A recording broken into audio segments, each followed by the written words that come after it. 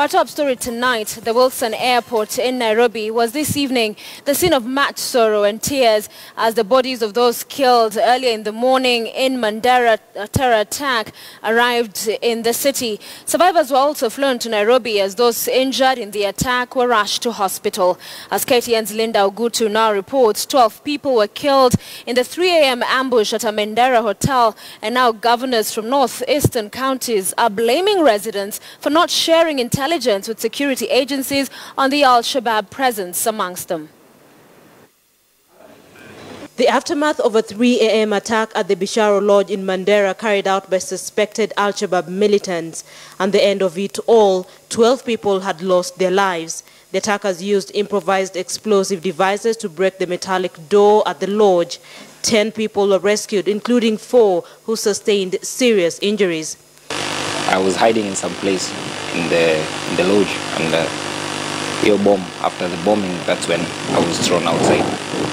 According to sources on the ground, the 12 included 10 people who were visiting for set book performances at schools in the county. The 10 had arrived in Mandera on Monday.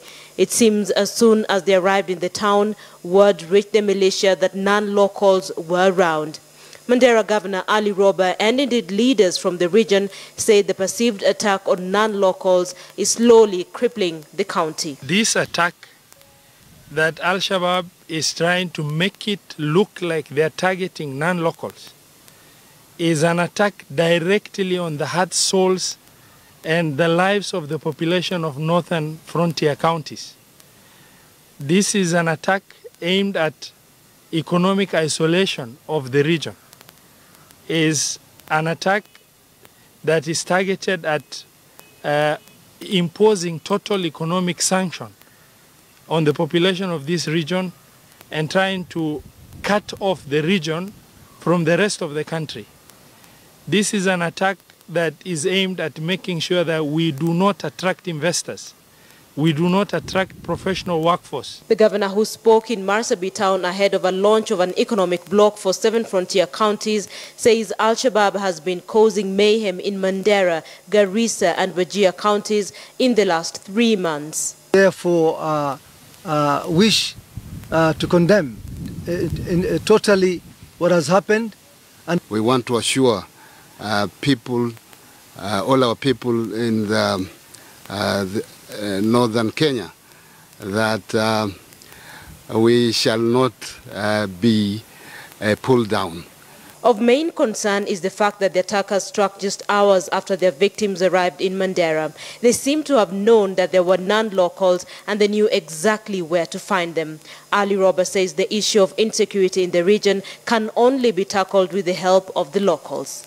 There's no terror that will take place inside Kenya without the aid of Kenyans within the country, and as such, somebody somewhere must be aware.